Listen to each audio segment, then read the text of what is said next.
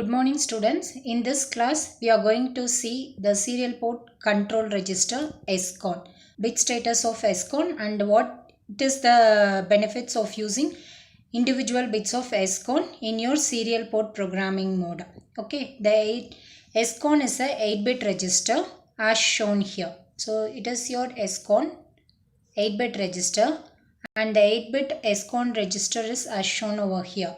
The individual bits of SCON is represented as SCON.0, SCON.1, SCON.2, SCON.3 and it goes on till SCON.4 because it is the D0 bit. This particular bit is your D0 bit. It is your D1 bit, D2 bit, D3 bit, D4 bit, D5 bit, D6 bit and D7 bit.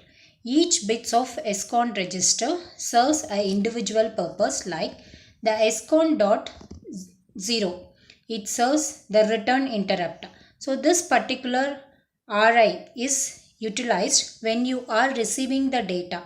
So when you are receiving the data, your return interrupt flag will be checked. So when your return interrupt flag is checked, once the data has been received, the return interrupt flag will be set and to receive the data again it has to be clear and it has to come out of the loop. Next is your transmit interrupt. TI stands for transmit interrupt. So this transmit interrupt is used to identify whether the given data is transmitted or not. Once the data is transmitted to the destination source, then this particular bit TI will get set. RB8. This is receive 8 bit of data. RB is nothing but receive 8 bit of data and TN is nothing but TB is nothing but transmit 8 bit of data. So this is used for transmitting and receiving 8 bit of data.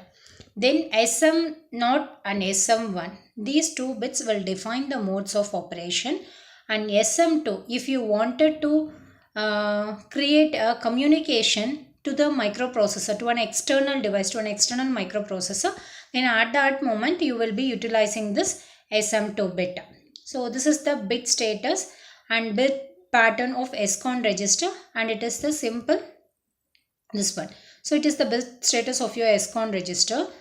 The SM0 and SM1 will define the modes of operation as listed here. So the SM0 and SM1 it is a 2-bit. Therefore, 4 different combination of input is possible as shown over here. That is 00, 01, 10 and 11. So 00, 01, 10, 11. These are all the 4 bit patterns of your SM0 and SM1. This will define the different modes of operation that SCON has to operate. 00 stands for mode 0, 01 stands for mode 1, 10 stands for mode 2 and 11 stands for mode 3. So mode 0 it operates as a simple shift register. Mode 1 operates as a 8-bit UART. Mode 2 operates as 8-bit UART and mode 3 also operates as 8-bit UART. The difference between the 3 modes, that is mode 1, mode 2 and mode 3 depends upon the bit transfer rate. That is mode 1 the bit transfer rate per second is variable, whereas the mode 2 bit transfer rate is 32 bit or 64 bit and also the mode 3 bit transfer rate is going to be variable. So this is how you have to decide the modes of operation. You can operate this serial control register in any modes of operation. Upon that your data transfer rate is going to get varied. Next is your description, that is function of SCON special function register. So these are all the special function register as specified over here. The SCON bit pattern we are going to explain. SCON 7 and 6. So these two bit pattern represents the modes of operation and this is the address specified for the SCON.7 and SCON.6. As we discussed here, we are going to operate with 3 modes of operation, mode 0, mode 1 and mode 2 and based on the selection of the mode, the data transfer rate is going to operate. So if you are going to select the serial mode, the modes of operation, 8-bit or 9-bit UART or shift register. UART is nothing but universal asynchronous receiver and transmitter, or it could work as a simple shift register, and this determines how the baud rate has to be calculated. In case of mode 0 and mode 1, in case of mode 0 or mode 2, the baud rate will be fixed based on the clock frequency. Whereas in case of mode 3 and mode 1 and 3, the baud rate is variable based on how the timer control is overflows.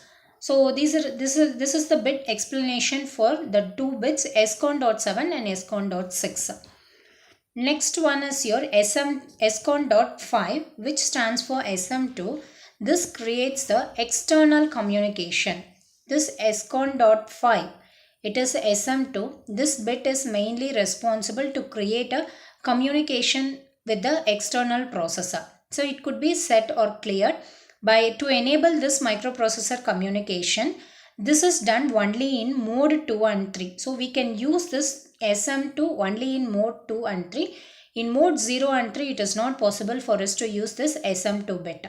So when your SM2 bit is equal to 1, suppose if you are using this SM2 bit as 1, then an interrupt will be generated. That is, 9th bit will be generated and it states that the received data is 0 and hence no interrupt will be generated. REN is nothing but receive enable. Receive enable is mainly used, is set to 1 for enabling the reception of data, whereas it is clear to disable the receiving of data. Next is your SCON.3, SCON.2 and SCON.1. SCON.3 means it is your receive 8-bit of data, transmit 8-bit of data. So SCON.3, SCON.2, it is meant for transmitting or receiving the 8-bit of data. SCON.3 for transmitting 8-bit of data. SCON.2 is meant for receiving 8-bit of data. And in case of transmitting an 8-bit data, mode 2 and mode 3 we are going to use it. So TB8 will be equal to 0.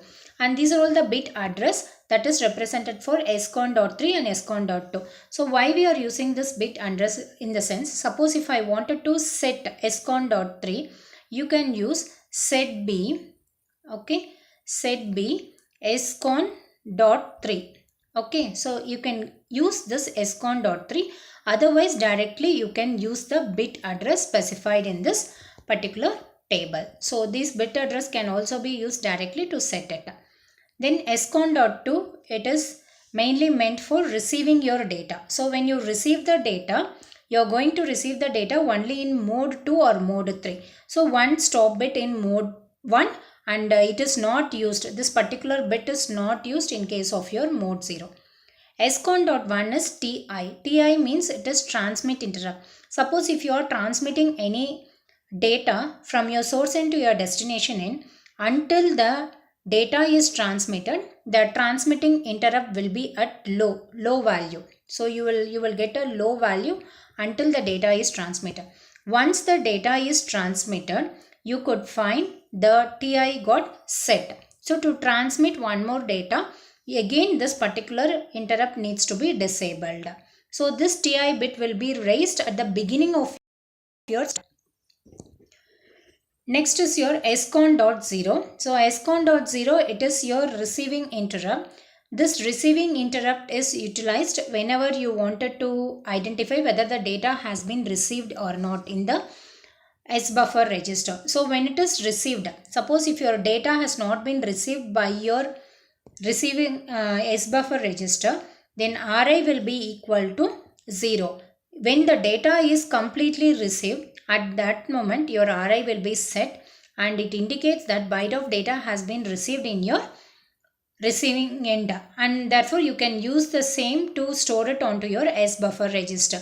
So Ri flag is raised halfway through the stop bit.